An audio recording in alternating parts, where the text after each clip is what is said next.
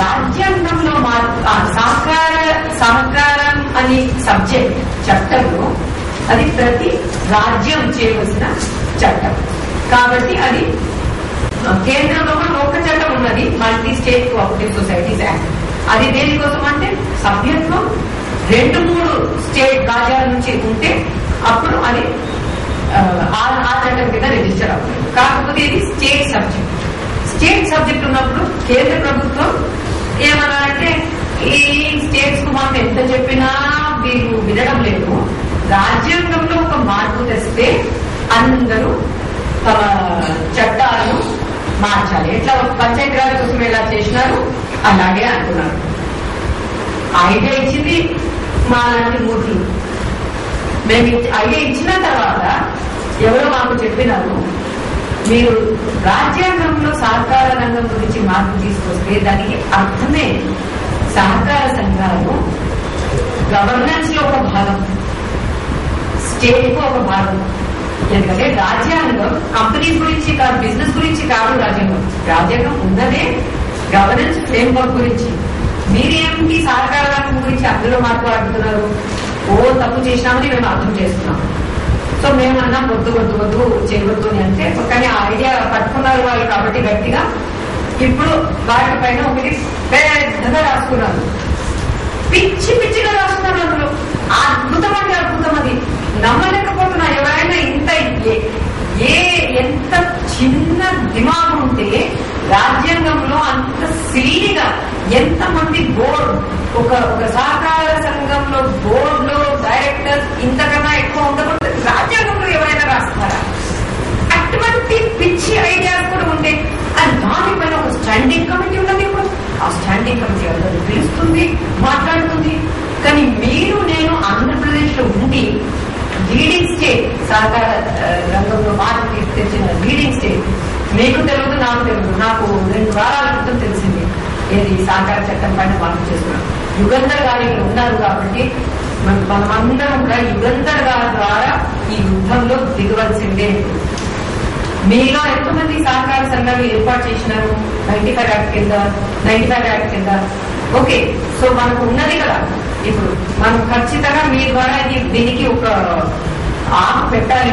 Arcs పెట్టాలి. ఇది ఎందుకంటే ఇది ఆర్క్ చేయాలి. అండ్ అలాగే కాన్స్టిట్యూషనల్ అమెండ్మెంట్ లో కూడా అది ఏమి చేయాలని దీంట్లో మీరు సాయం చేస్తారు. కారణం ఎన్జిఓస్ ఎందుకు ఉండటం లేదు సహకార రంగంలో అంటే ఇది 2వ కారణం చెప్పినా నేను.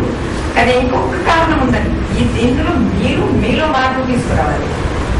ఎలా ప్రభుత్వం ఏది ఉన్నా, రైతులది ఏది ఉన్నా, బీదవారిది ఏది ఉన్నా తమ గుప్పట్లో ఉండాలని అనుకుంటున్నాం. మీరు కూడా అదే. ఏ సహకార సంఘం చేసినా, ఏ ప్రజల సంస్థ చేసినా దాంట్లో మీరు అదుపు ఉండాలని మీరు చూస్తున్నారు. ఆ సంస్థను మీరు ఎప్పుడు కూడా భారీ సంస్థ. ఇందులో నేను ఒక సలహాదారు, నేను బయట మనిషి. ఈ సంస్థ పైకి వచ్చినా నాకు లాభం లేదు, ఇది దిగిపోయినా నాకు నష్టం లేదు. ఇది పైకి వస్తే వారికి లాభం, ఇది పడిపోతే వారికి నష్టం అని చూడటం లేదు. ఎప్పుడు చూసినా ఇది నాది. సో కొన్ని సంస్థలు అంటారు, నేను సంస్థ పేరు అనవద్దు, ఏదైనా ఒక లేని సంస్థ పేరు చేస్తాయి. ఏంటి weaker sections development societies, cooperative societies. ఏవి weaker section developments of cooperative societies అవి కాదు. ఆ కోఆపరేటివ్ సొసైటీస్ ప్రజలు మీరు వాటిని మీ సొసైటీస్ అని ఎందుకు చేస్తున్నారు? మీరు సహాయం చేసి ఉండవచ్చు వాటికి, కానీ సంస్థలు అవి తమ సభ్యులను. ప్రొడ్యూసర్ కంపెనీలో ఎంతమంది దిగినారు ఇక్కడ? ప్రొడ్యూసర్ కంపెనీ సంతోషం ఆంధ్రప్రదేశ్ లో ఎవరు దిగలేదు, కానీ మధ్యప్రదేశ్ లో, జార్ఖండ్ లో ఎక్కడ మంచి సహకార చట్టం ఉన్నదో కావాలని అందరూ ప్రొడ్యూసర్ కంపెనీ ఏర్పాటు చేస్తున్నారు. కారణం ఏంటంటే ప్రొడ్యూసర్ కంపెనీలో ఎన్జిఓ బోర్డులో ఉండొచ్చు, ఎన్జిఓ తన అందులో పెట్టుకోవచ్చు, ఎన్జిఓ సంతకాలు పెట్టుకోవచ్చు అన్నిటికీ. కాబట్టి ఎన్జిఓస్ కు producer company is a great idea అండి అని అంటారు. It is not a great idea. It is a good idea for states where there are no good cooperative laws.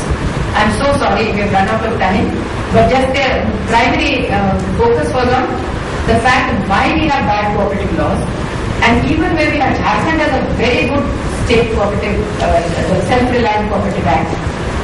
I think you call it self-supporting cooperative societies act. Which of you is from Jharkhand? And Tripura doesn't yet have. Tripura still has a very bad cooperative law only.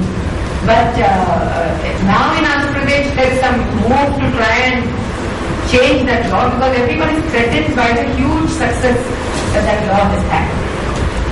So government is very shaky on that and very nervous about it and trying to merge the old act with the new act together, claiming that they are going to come out with a common good law.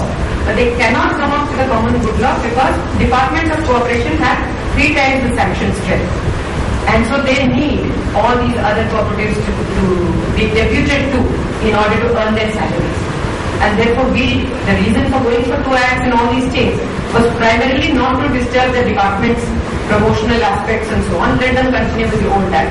But let us have this other new act which allows for such cooperatives as don't want any government charges. Okay. Thank you so much. నేను దీంతో ఆపుతున్నాను.